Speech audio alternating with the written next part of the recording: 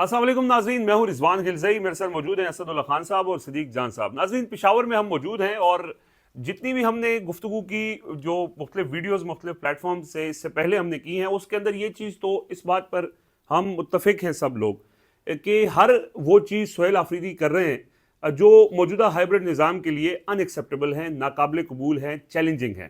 تو نتیجہ یہی چیزیں اس طرف ہی جا رہی ہیں کہ ایک ٹکراؤ ہوگا، تصادم ہوگا۔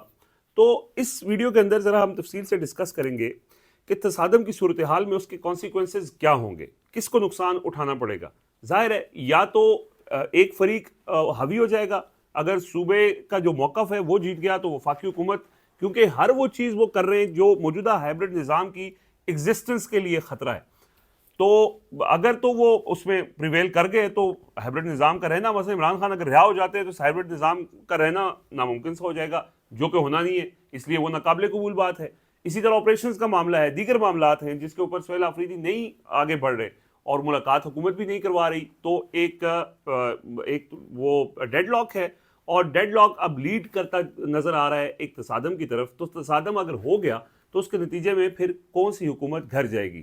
ایک تاثر یہی ہے کہ وفاق چونکہ طاقتور ہے تو خیبر پختونخوا حکومت کو پھر سہیل آفریدی اگر نہیں چلیں گے سسٹم کے ساتھ تو پھر ان کو گھر جانا ہوگا۔ اگر وہ گھر چلے جائیں گے تو پھر کیا ہوگا؟ یہ چیز ذرا تفصیل سے اسداللہ خان صاحب اور صدیق جان صاحب سے ڈسکس کرتے ہیں، جو ہم نے مختلف ملاقاتیں کی ہیں اور اس کے اندر جو اس وقت اسٹریٹجیز ہیں، جو پلاننگز ہیں جو ہو رہی ہیں دونوں اطراف سے، اس کی روشنی میں۔ تو اسداللہ خان صاحب، یہ جو ہم نے پچھلا پورا بیک گراؤنڈ بھی کیا، ہر وہ چیز سہیل آفریدی کر رہے ہیں جو نظام کے لیے ان ایکسیپٹیبل ہے۔ جب ان ایکسیپٹیبل ہے تو اس کا مطلب ہے کہ ان کا یہاں پہ رہنا جو ہے وہ بڑا مشکل ہو جائے گا۔ اگر وہ مشکل ہو گیا یا وہ نہ رہے تو پھر کیا ہوگا؟ دیکھیں رضوان صاحب، جب سے یہ پاکستان تحریک انصاف کی حکومت بنی ہے خیبر پختونخوا میں، تب سے ہم ایک بات ہر تھوڑے عرصے کے بعد سن رہے ہیں گورنر راج کی۔ ہمیں یہ بھی پتہ ہے کہ علی امین گنڈا پور صاحب جو ہیں وہ کچھ عرصے کے بعد، کوئی سال کے اندر اندر وہ غیر مقبول ہو گئے، اور وہ اتنے غیر مقبول ہوئے کہ خود پاکستان تحریک انصاف کے کارکنوں نے انہیں ہٹانے کا مطالبہ کر دیا۔ صحیح ہے۔ کرپشن کی باتیں ہونے لگیں، علی امین گنڈا پور پر کافی قسم کی چارج شیٹ لگ گئی۔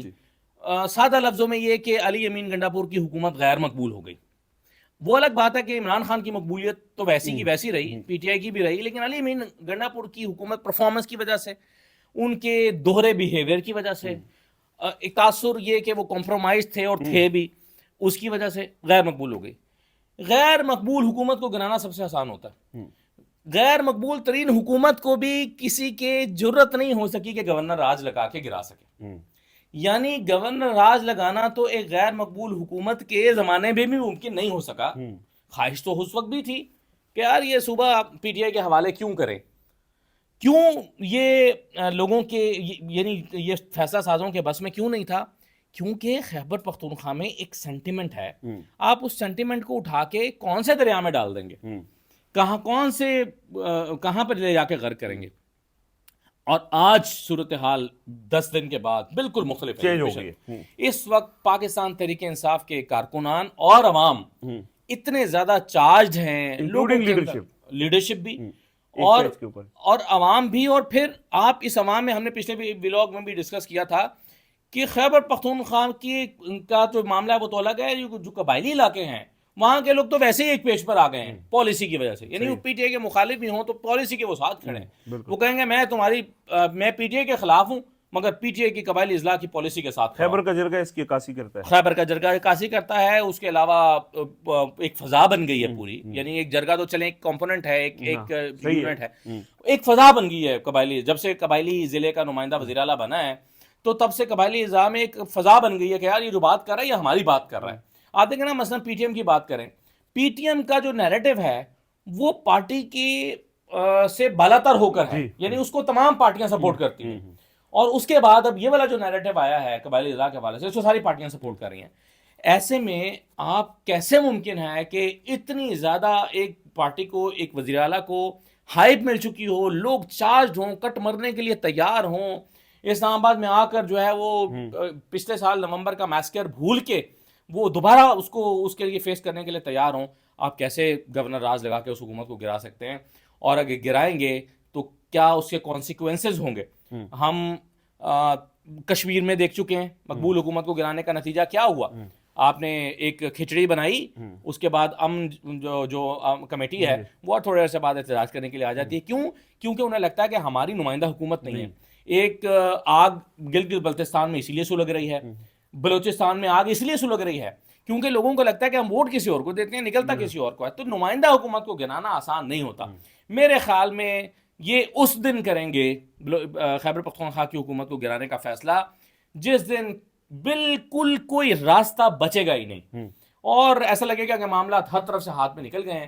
لیکن میں آپ کو بتاؤں کہ جس دن بھی یہ فیصلہ ہوگا اس دن ایک خدا نہ خواستہ ایک آگ لگ سکتی ہے. آگ لگنے سے میری مراد نہیں کہ فزیکلی آگ لگ رہی ہوگی, لوگوں کے جذبات ہوں گے اور اس کا بڑا ایک اثر ہوگا.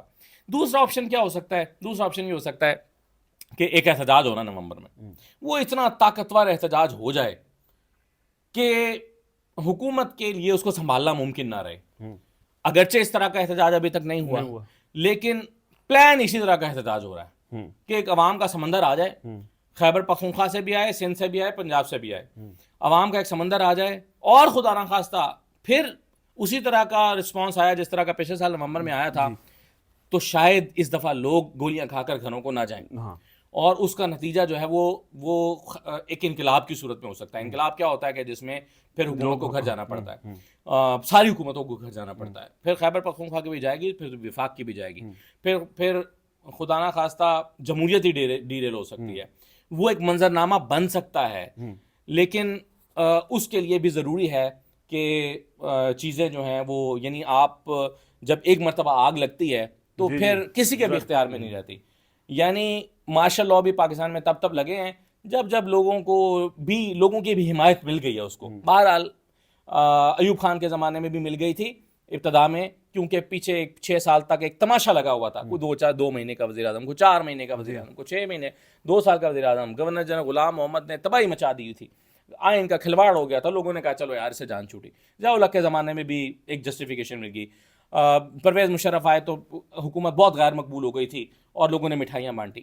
کیا آج لوگ مارشل لاء کو ویلکم کرنے کے لیے کھڑے ہیں؟ 1% بھی اس کا کوئی امکان نہیں ہے کہ یعنی پرویز مشرف اپنی حکومت کے آخری دنوں میں اتنا غیر مقبول نہیں تھا جو سینٹیمنٹ اس وقت جو ہے وہ ہے. تو کیسے آپ ویلکم کریں گے؟ کون ویلکم کرے گا؟ تو یہ بھی میرا خیال ہے کہ آپشن نہیں ہے.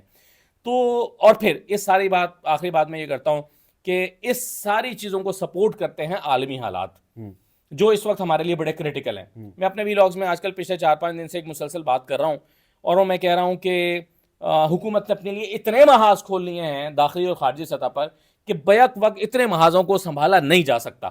یعنی آپ نے قبائلی اصلاح کا محاذ کھول لیا, آپ نے خیبر پختونخوا میں وزیر اعلیٰ کے خلاف محاذ کھول لیا, آپ نے سیاسی عدم استحکام کا محاذ کھولا ہوا ہے, آپ کی معیشت کا محاذ کھلا ہوا ہے, آپ کے سیکیورٹی کا, آپ نے ایسٹرن بارڈر پر آپ کو خطرات ہیں, ویسٹرن بارڈر پر خطرات ہیں, افغانستان کے ساتھ معاملات ہیں, پھر دہشت گردی کے معاملات, بلوچستان آپ سے سنبھل نہیں رہا. اتنے محاذوں پر نہیں بیک وقت کوئی حکومت لڑ سکتی, اور لڑ بھی رہی ہو تو زیادہ آسانی لڑ سکتی. اور پھر آپ دیکھیے کہا جاتا ہے کہ انڈیا نے پاکستان پر حملہ کرنا ہی کرنا ہے, اللہ کرے کہ ایسا نہ ہو, لیکن عالمی ماہرین جو جنگوں کے ماہرین ہیں وہ یہ کہتے ہیں کہ انڈیا خاموش تو بیٹھا ہے لیکن ہاتھ پہ ہاتھ دھرے نہیں بیٹھا ہے.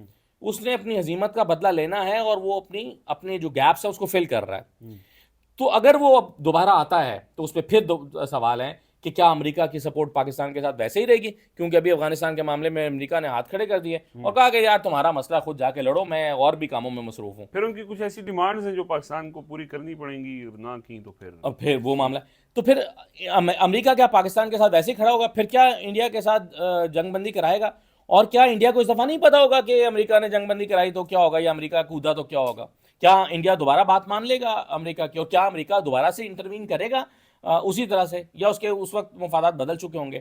تو مجھے لگتا ہے کہ عالمی حالات جو ہے نا, اور پھر کیا امریکہ کا اعتماد پاکستان یعنی پاکستانی حکومت کو, آج پاکستانی حکومت کے ساتھ صرف ایک پلس پوائنٹ ہے اس کے کہ جی ڈونلڈ ٹرمپ ہمارے ساتھ کھڑا, بس. باقی تو انٹرنلی جو کچھ انٹرنلی بھی نہیں ہے, ایکسٹرنلی بھی کہیں اس کے بس یہ کہ امریکہ کے, اور امریکہ عارضی مفادات کے لیے کھڑا ہوا ہے. کیا یہ مفادات اسے ابراہم ایکارڈ کے بعد بھی موجود رہتے ہیں, اور کیا 1-2 مہینے کے بعد بھی رہتے ہیں؟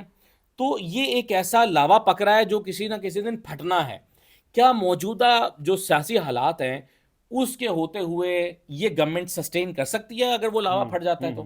اور اگر خدا نہ خواستہ انڈیا جو ہے وہ پاکستان کے اوپر اٹیک کرتا ہے اور وہ عالمی حمایت نہیں ملتی تو کیا ہوگا, اور پاکستان کے اندر سے بھی وہ حمایت جو مئی میں ملی تھی اس طرح کی حمایت دوبارہ ملے گی, کیونکہ اس وقت لوگوں کی ایکسپیکٹیشن یہ تھی کہ ہم مشکل وقت میں اپنے اداروں کے ساتھ کھڑے ہوتے ہیں. پاکستان کے لیے لوگ کھڑے ہوئے تھے اور پاکستان کے ساتھ کھڑے ہوئے تھے. اس کے بعد لوگوں کی کچھ ایکسپیکٹیشن تھیں وہ پوری نہیں ہوئیں, اور پھر اسی طرح سے لوگوں کے گھروں پہ ریڈ ہونا, یہ ساری چیزیں. تو مجھے لگتا ہے کہ سچویشن بڑی کمپلیکس ہے اور کسی کے لیے بھی کچھ بھی ہو سکتا ہے. یعنی یہ گورنمنٹ نہ سمجھے کہ ہم نے ہمیشہ مار دیا ہے تو اب بھی وہی حالات ہے, ہم مار لیں گے, طاقت میں ہوں گے, حالات مختلف ہو سکتے ہیں. صحیح ہے. صدیق جان صاحب, اس حکومت یا اس کو ہائبرڈ نظام یا جو بھی کہیں, ان کے پاس ایک ہی طریقہ ہے کہ وہ طاقت کے ذریعے چیزوں کو کنٹرول کر لیتے ہیں. اس بار بھی جو ہم بات کر رہے ہیں کہ طاقت کے ذریعے, ایک ہی راستہ ہے کہ یا تو لوگوں کو احتجاج سے روکا جائے, کیونکہ بات نہیں ہو رہی, عمران خان سے ملاقات بھی نہیں ہو رہی, اور ملاقات ہو بھی جائے تو اس کے بعد جو سہیل آفریدی جو ہم ویڈیوز کے اندر بات بھی کی کہ جو چیزیں کر رہے ہیں وہ ان ایکسیپٹیبل ہیں. کسی نہ کسی موقع پہ جا کے ٹکراؤ تو ہونا ہے, اور ٹکراؤ کے نتیجے میں جو وفاقی حکومت ہے اس کے پاس ہے طاقت, ہتھیار, اور وہ اس کو روننے کی کوشش کرے گی. کیا اتنا آسان ہے ان کے لیے؟ اور دوسرا جو گورنر راج اور یہ ساری چیزوں کے کانٹیکس میں, دیکھیں پہلے تو میں دو باتوں کا اعتراف کروں. ایک, مجھے اس کرسی اس سیٹ پہ بیٹھ کے پتہ چل رہا ہے کہ جب آپ یہاں بیٹھ کے لمبی بات کر رہے ہوتے ہیں تو اس پہ کیا گزرتی تو اس پہ کیا گزر رہی ہوتی ہے, ایک بات. اور دوسرا, مجھے وسیم ملک سے بھی محبت ہو گئی ہے پچھلے 2-3 دن میں جو ہم نے وسیم ملک کے ساتھ کیا ہے. وہ لوگوں نے اس کے اظہار بھی ٹھیک ہے, نیچے کمنٹس بھی بہت زیادہ لوگوں کے آئے ہیں کہ وسیم ملک کو عزت دو. تو جس طرح سے ہم نے ان کو جو ہے نا وہ بالکل خاموش, حالانکہ میں نے پورا بدلہ آپ سے نہیں لیا جو پچھلے ویڈیو میں آپ نے 10-12 منٹ کی تقریر فرمائی تھی تو میں نے حوصلے سے سنی. اچھا جی, دیکھیں ایک تو میں ایسا صاحب کی ایک بات سے اختلاف کرتا ہوں. انہوں نے یہ کہا کہ علی امین گنڈا پور صاحب ایک بہت ان پاپولر تھے, اس کے باوجود ان کی حکومت گرانا بھی ممکن نہیں تھا. میرا اسد اللہ خان صاحب سے اختلاف یہ ہے کہ علی امین گنڈا پور صاحب ان پاپولر پی ٹی آئی کے اندر تھے, پی ٹی آئی کے لوگوں کے اندر تھے, اسٹیبلشمنٹ کے اندر یا وفاقی حکومت کے اندر وہ ان پاپولر نہیں تھے, پاپولر تھے, بلکہ بہت پاپولر تھے. اور ان کی پاپولیرٹی کا اندازہ آپ کو اس دن ہوا جب عمران خان صاحب نے ان کو ہٹایا تو نون لیگ کے وفاقی وزراء نے آ کے پریس کانفرنس کر دی ان کو بچانے کی کوشش اور کہا کہ وہ تو بڑے اچھے آدمی ہیں, بڑے زبردست انسان ہیں. اور پھر وہ ٹی وی چینلز جو پہلے کہتے تھے علی امین گنڈا پور ڈلیور نہیں کر رہے تو وہ کرپشن ہو رہی ہے تو پی ٹی آئی نے تباہ کر دیا ہے صوبے کو, ان کے دل میں بھی درد جاگ اٹھا اور وہ اس دن علی امین گنڈا پور صاحب کے حق میں بہت زبردست ٹرانسمیشن شروع ہو گئی کہ بڑے زبردست انسان ہیں, بڑے معتدل ہیں, معاملہ فہم ہیں, چیزوں کو لے کر چل رہے ہیں, اور دیکھیں نا کس بندے کو لے کے آئے ہیں. تو مطلب اس طرح سے ہو گیا. تو علی امین گنڈا پور صاحب کے ہوتے ہوئے گورنر راج لگانے کی ضرورت ہی نہیں تھی, ان سے بہتر کون تھا. اور ایک چیز, لیکن میرا یہ کہنے کا کہ اس کے باوجود اگر لگاتے تو باؤنس بیک کرتا, پھر بھی لوگوں کا رد عمل آتا. ہاں صحیح ہے, لوگوں میں اس بات پہ میرا اختلاف ہے. میں آتا ہوں اس پوائنٹ کے اوپر. دوسری بات یہ ہے کہ دیکھیں علی امین گنڈا پور صاحب ٹی ٹی پی سے کس کے بہاف پہ کس مقصد کے لیے بات کر رہے تھے, یہ بھی جب کبھی کوئی کتاب لکھے گا تو یہ تفصیلات سامنے آئیں گی کہ علی امین گنڈا پور صاحب بات چیت کچھ مواقع پہ انہوں نے ٹی ٹی پی کے ساتھ کی, اور وہ کوئی عمران خان کے لیے نہیں کی, وہ کوئی پی ٹی آئی کے لیے نہیں کی, وہ کوئی کے پی کے لوگوں کے لیے نہیں کی. بس اتنا ہی میں آپ کو, ٹھیک ہے, اس میں بڑی چیزیں ہیں ڈی اے خان سے ریلیٹڈ. اچھا, اب آ جائے اس بات پر کہ کیا ہوگا. ایک تو میں اپنی اس بات پہ قائم ہوں کہ ٹکراؤ اور تصادم ہی خدا نخواستہ ہوگا, اور اس کی وجہ یہ ہے کہ دیکھیں ایک تو یہ ہے کہ ہم نے پچھلی ویڈیو میں یہ تو بات کی کہ شاید مذاکرات کی ٹیبل پہ بھی بیٹھا جا سکتا ہے, لیکن پہلے اب یہ دیکھ لیں کہ عمران خان کیا مانگ رہے ہیں. کیا اسٹیبلشمنٹ ان میں سے کوئی ایک بھی چیز عمران خان کو دے سکتی ہے؟ عمران خان مانگ رہے ہیں 9 مئی کی تحقیقات, عمران خان مانگ رہے ہیں 8 فروری کا مینڈیٹ واپس, عمران خان چاہ رہے ہیں 26 آئینی ترمیم کا خاتمہ. اب عمران خان نے نیا ایک مطالبہ ایڈ کر لیا ہے, وہ ہے مرید کی تحقیقات, ٹھیک ہے, جوڈیشل انکوائری. کیا 5واں ادارے اپنے مینڈیٹ کے مطابق کام کریں اور اپنی حدود میں واپس جائیں؟ کیا 6ٹھی وہ کہتے ہیں پاکستان کے فیصلے پاکستان میں ہونے چاہیے؟ ٹھیک ہے, مجھے یہ بتائیں کہ یہ 6 چیزوں میں سے کوئی ایک چیز بھی اسٹیبلشمنٹ عمران خان کو دے سکتی ہے؟ نہیں دے سکتی نا. ٹھیک ہے, نتیجتاً ٹکراؤ ہے, تصادم ہے, لڑائی ہے. مذاکرات, اگر مذاکرات شروع ہوئے بھی تو وہ ایک ٹریپ ہوگا, وہ ایک ٹریک کی بتی ہوگی, یا پھر اتنی فورس یا اتنی پاور وہ بلڈ کر لیں کہ وہ پھر پاور ٹاکس کی پاور. جیسے ابھی زبردستی لیا نا یا سہیل آفریدی والا فیصلہ, اسٹیبلشمنٹ نے تو نہیں دیا نہ, وہ دینا چاہتے ہیں, تو ایک وہ اپنا پاور بنائی, پاور سے لیا. اب اس پہ میں آپ کو بتا دیتا ہوں, سہیل آفریدی کے معاملے میں پہلے سخت سٹینڈ لیا گیا کہ کم وقت میں سہیل آفریدی ناقابل قبول ہے, لیکن پھر کیسے بن گیا سر؟ وہ حالات کی وجہ سے بن گیا. حالات کی وجہ سے کیسے بن گئے؟ ایک تو یہ ہوا کہ عمران خان نے کارڈ اتنا زبردست کھیلا سہیل آفریدی کا کہ سہیل آفریدی نا کے پی کے اندر نا ان کی پاپولیرٹی آسمان پہ جا لگی. ٹھیک ہے, کے پی کے لوگ سارے اس کے پیچھے کھڑے ہو گئے, پارٹی کھڑی ہوگی, پوری پارٹی بھی کھڑی ہوگی, سوشل میڈیا بھی کھڑا ہو گیا, لوگ بھی کھڑے ہو گئے. اصل میں کے پی کے لوگ میٹر کرتے ہیں نا, لوگ کھڑے ہو گئے. دوسرا یہ ہوا کہ اس وقت آپ ان دنوں میں حالات دیکھیں نا کیا ہوئے.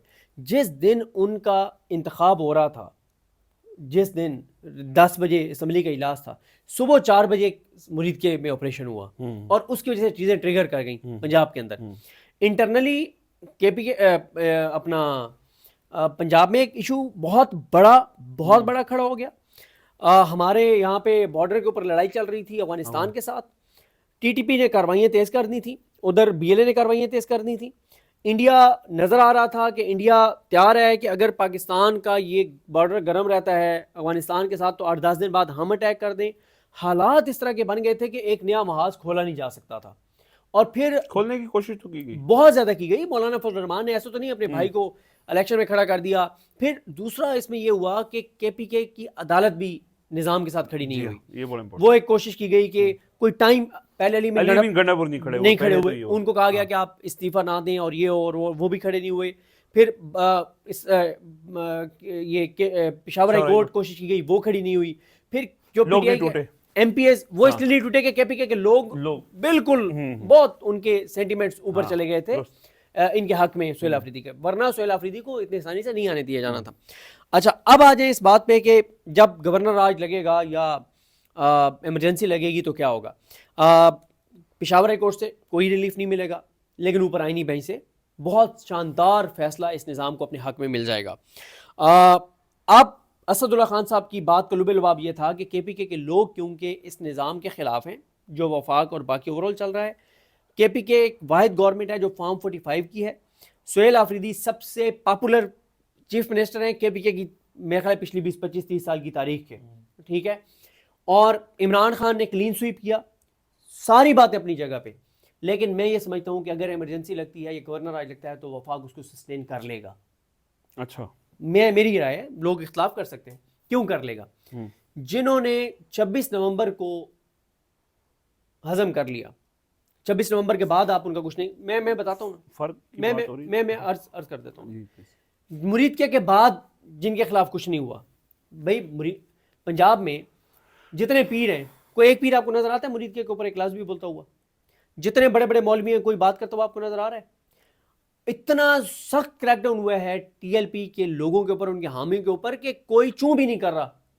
یہ جو بریلوی اسکول آف تھاٹ کے بڑے بڑے ہیں, یہ وہ مفتی منیب صاحب اور سروت اجاز قادری صاحب جو ہیں وہ محسن نقوی کو گلے ایسے مل رہے ہیں جیسے کئی دہائیوں کے بچھڑے ہوئے بچپن کے بھائی جو ہیں وہ اچانک کسی جگہ پہ مل جائیں. پنجاب کا معاملہ دیکھیں اب آ جائیں اس بات پہ جو آپ کہہ رہے ہیں. ہمارے لوگ سمجھ رہے ہوں گے کہ جب ہم کے پی کے کی بات کرتے ہیں تو کے پی کے کیوں کس چیز میں مشہور ہے, کیوں مشہور ہے کے پی کے, کہ یہ ان سے پنگا اتنے آسانی سے نہیں لیا جا سکتا. لیکن سر بات یہ ہے کہ پی ٹی آئی کی جو سپورٹ ہے نا, بھائی بات تو پھر پی ٹی آئی نے کال دینی ہے نا. پی ٹی آئی نے اگر کال دے گی تو 26 نومبر آپ کے سامنے رانا سلوڑا کہہ رہے ہیں اس سے ڈبل طاقت کا استعمال کریں گے, تو کیا پی ٹی آئی جو ہے وہ مسلح جدوجہد شروع کرے گی؟ وہ تو نہیں کرے گی. تو جب پی ٹی آئی مسلح جدوجہد نہیں کرے گی تو ایک اور واقعہ ہو جائے گا. بھائی 26 نومبر سے رانا سلوڑا اوپنلی بیٹھ کے ٹی وی پہ کہہ رہے ہیں کہ اس سے 2 گنا زیادہ طاقت استعمال کریں گے, تو 2 کی جگہ 4 گنا کر لیں گے. لیکن ہوگا اس لیے کچھ نہیں ہوگا کیونکہ امریکہ ہماری حکومت کے ساتھ ہے. دیکھیں وہ جو انہوں نے بات کی انٹرنیشنل, امریکہ ساتھ ہے, اور امریکہ اس وقت پاکستان کی حکومت کے خلاف ہوگا اگر یہ ابراہیم ایکارڈ کو ریفیوز کرتے ہیں. تو جب تک ابراہیم ایکارڈ کو ریفیوز نہیں کرتے تب تک ٹرمپ کے دل کے سب سے قریب جو اگر کوئی شخص ہے تو وہ شہباز شریف ہے.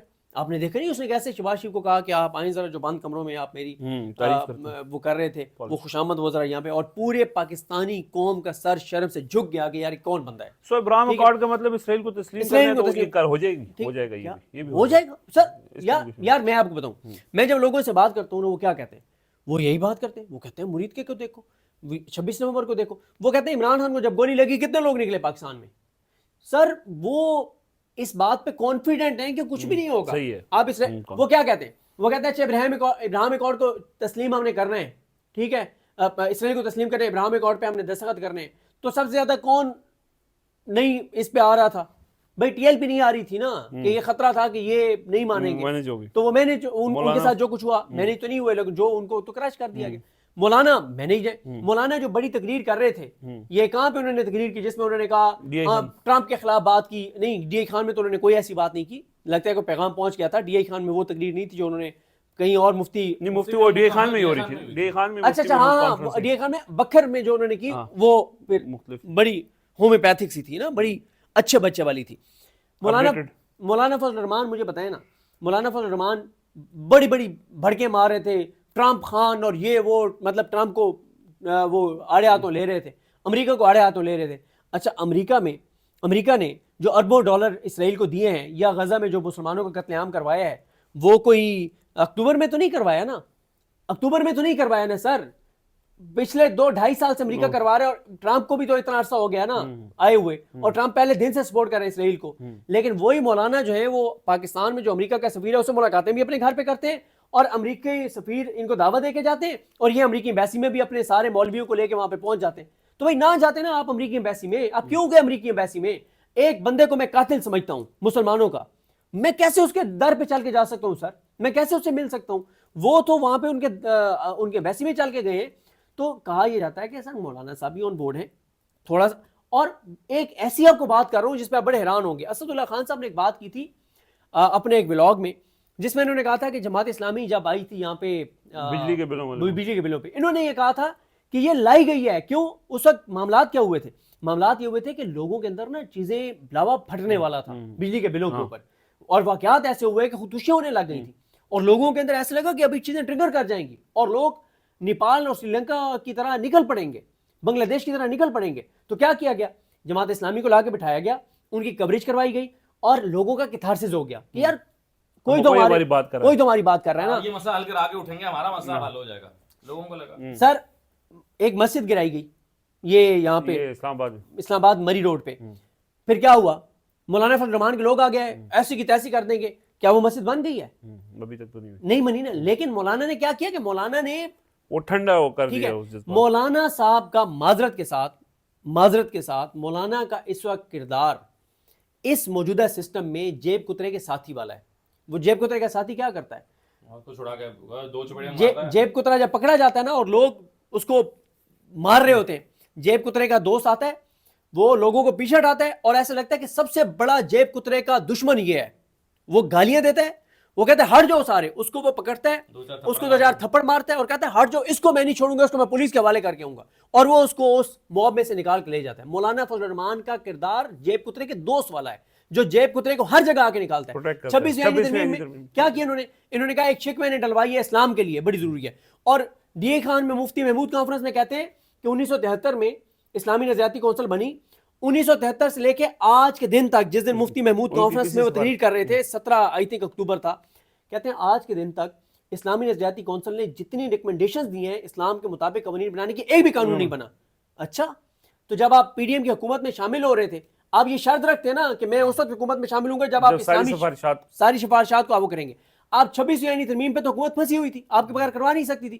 آپ کہتے کہ بھائی میں کیا کروں، اس کے بدلے میں 50 یہ قوانین ریکمینڈ کیے ہیں اسلامی نظریاتی کونسل نے. میرے لیے سب سے پہلے میرا دین ہے، اسلام ہے، یہ 10 کم از کم آپ قانون بنا دینا، میں غیر مشروط آپ کو دینے کے لیے تیار ہوں. ٹھیک ہے. تو سر بات یہ ہے کہ مولانا فضل الرحمان سمیت سارے مینیج ہیں. لہٰذا معذرت کے ساتھ مجھے پتہ ہے لوگ بھی مجھے بہت برا بھلا کہیں گے، لیکن میری ایک رائے ہے، اگر گورنر آج لگتا ہے ایمرجنسی لگتی ہے تو اس کو سسٹین کر لیا جائے گا. اور اس کی وجہ ہے کہ امریکہ پاکستان کی حکومت کے ساتھ ہے.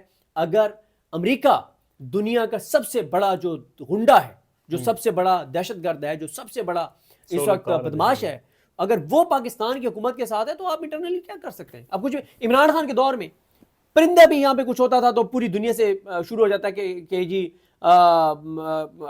پرندوں کے حقوق کی پامالی ہو رہی ہے، اور کسی بندے کے ساتھ کچھ ہوتا تھا انسانی حقوق کی پامالی ہو رہی ہے. ایک ہاتھی تھا جو بہت اچھا ہوا، ہمارا دوست عمر انعام اس میں بڑا انوالو تھا. ایک ہاتھی یہاں سے گیا، کاون ہاتھی، ٹھیک ہے، وہ گیا یہاں پہ، پوری دنیا میں رولا پڑ گیا، فنڈنگ ہوئی کہ ایک ہاتھی ہے پاکستان میں بری حالت میں اور اس کو لے کے آنا ہے. اور یہاں سے وہ پورا ایک جہاز آیا اور وہ جہاز یہاں سے لے کے گیا اس ہاتھی کو، اور پوری دنیا میں اس کی کوریج ہوئی. اس وقت تو ایک ہاتھی چڑیا گھر میں برے حالات میں تھا تو پوری دنیا میں شور مچ گیا تھا. یہاں پہ اتنے بڑے بڑے واقعات ہیں کچھ بھی نہیں ہوئے. انسانوں وجہ کے ہے ساتھ کہ کیا؟ پاکستان کی حکومت کو امریکہ کی سپورٹ حاصل ہے, لہٰذا کچھ بھی ہوگا تو یہ سسٹین کر لیں گے. اس کی وجہ صرف یہ ہے کہ امریکہ ساتھ ہے اور پی ٹی آئی مسلح جدوجہد نہیں کر رہی, جو کہ ان کو کرنی بھی نہیں چاہیے, ظاہر ہے. صرف آخر میں ایک دو جملے صرف یہ کہنا چاہتا ہوں کہ اب صدیق جان صاحب کا مکمل ظاہر ہے انہوں نے کنکلوڈ بھی اسی بات پہ کیا کہ امریکہ ساتھ ہے, کچھ بھی نہیں ہو سکتا, اور اس وقت جو مقتدرہ ہے اس کا مکمل کنٹرول ہے ہر چیز کے اوپر, تو کچھ بھی نہیں ہو سکتا. مولد کی انہوں نے مثال دی. لیکن دیکھیں پاکستان کی تاریخ میں اگر آپ جھانک کے دیکھیں نا تو مارچ 1971 تک ساری چیزیں اسٹیبلشمنٹ کے کنٹرول میں تھیں, لیکن 8 مہینے کے بعد دسمبر 1971 میں چیزیں کنٹرول سے باہر ہو گئی تھیں. فروری 2007 تک تمام چیزیں پرویز مشرف کے کنٹرول میں تھیں. مارچ شروع ہوتا ہے, 9 مارچ آتا ہے, وہاں سے گڑبڑ شروع ہوتی ہے, اور اس کے بعد ایک سال کے اندر ساری چیزیں 8-10 مہینے کے اندر ساری چیزیں پرویز مشرف کے کنٹرول میں نہیں رہی تھیں, اور ان کے ہاتھ سے معاملات پھسل گئے تھے. آپ بالکل صدیق جان کی آرگومنٹ کو میں یہاں لے کر آتا ہوں کہ انٹرنیشنل حالات تبدیل ہو گئے ہوں گے. جیسے ضیاء الحق صاحب جو ہیں 1987 تک ضیاء الحق صاحب بالکل ٹھیک چل رہے تھے, ایسے ساری چیزیں کنٹرول میں تھیں, 10 سال سے چل رہے تھے, اور اچانک سے پھر جو ہے وہ حالات تبدیل ہوئے. تو امریکہ کی پریفرنسز کب تبدیل ہو جائیں کچھ کہا نہیں جا سکتا, اور اس کے آثار موجود ہیں. یعنی آج امریکہ کی حکومت کی تائید حاصل ہے, ضروری نہیں ہے 4 مہینے بعد بھی حاصل رہے گی. اور ڈونلڈ ٹرمپ کو ہم جانتے ہیں ان کا مزاج کس طرح کا ہے. تو ایک ہی نقطے پر اگر یہ حکومت کھڑی ہوئی ہے, صرف ایک نقطے پر, باقی کوئی چیز آپ کے فیور میں نہیں ہے, کوئی چیز آپ کے ساتھ نہیں ہے, آپ 25 محاذوں پر لڑ رہے ہیں کیونکہ ایک بندہ آپ کے ساتھ کھڑا ہے, تو اگر وہ ایک بندہ پیچھے ہٹا تو باقی محاذ تو کوئی آپ کے ساتھ ہے ہی نہیں, تو ریت کی دیوار ہے پھر. تو یہ میرا پوائنٹ ہے. اربوں ڈالر کی وہ فگرز میں فرق آ گیا IMF والے معاملے میں. شہباز شریف ادھر ٹرمپ کی خوشامد کرتے ہیں اور IMF کا ہمیں پروگرام مل جاتا ہے. سر آپ کی ہر چیز اس وقت اس چیز پہ کھڑی ہے, اور اسد صاحب کی بات سے میں اتفاق. کب تک سر؟ عمران خان کیا ٹرمپ کیا کہے گا کہ شہباز شریف کو ہٹا کے عمران خان کو آنے دیں؟ وہ کرپٹو میں انویسٹ کرے گا, وہ شہباز شریف جیسی خوشامد کرے گا, وہ اسرائیل کو تسلیم کرے گا, وہ ٹرمپ کو نوبل پرائز کے لیے نامزد کرے گا, وہ ٹرمپ کو مائنز اینڈ منرلز دے گا پاکستان کے, ٹھیک ہے, وہ افغانستان کے حوالے سے وہ پالیسی ٹو کرے گا جو امریکہ کی ہوگی. تو سر امریکہ کو ٹرمپ کو عمران خان افورڈ نہیں ہے, اور کیونکہ وہ نہیں ہے تو ان کا کام چلتا رہے گا. چہ جائے کہ یہ ہیں ایسے ان کے ایک ایسے, یہ مطلب اب میں وہ لفظ مجھے مناسب نہیں مل رہا, یعنی بدقسمت کہہ دیتا ہوں, کوئی سخت لفظ استعمال نہیں کرتا. یہ ایسے ان کے نصیب ہیں کہ یہ جس کے ساتھ لگتے ہیں نا تو اس کو ڈسکریڈٹ کر دیتے ہیں. حالات یہ ہیں کہ یہ ٹرمپ کے ساتھ لگے ہیں تو اب ٹرمپ کے خلاف بھی ادھر احتجاج شروع ہو گیا امریکہ. ویسے ایک نظم ہے, اس کا آخری مصرے ہیں, میں بھول نہیں رہا, تو صرف 2-3 میں جتنی میرے ذہن میں آ رہی ہیں, یہ جو ورلڈ آرڈر کی تم نے بساط نو بچھائی ہے, یہاں پر سبھی مہرے ہیں, کھلاڑی بس امریکہ ہے کہ جو ہر چال چلتا ہے.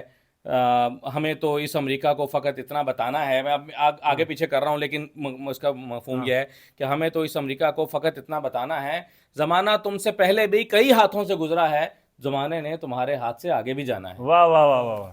اس کے بعد مزید گفتگو کی گنجائش تھی. بہت شکریہ جی اسد اللہ خان صاحب, صدیق جان صاحب, اجازت دیجیے, اللہ حافظ.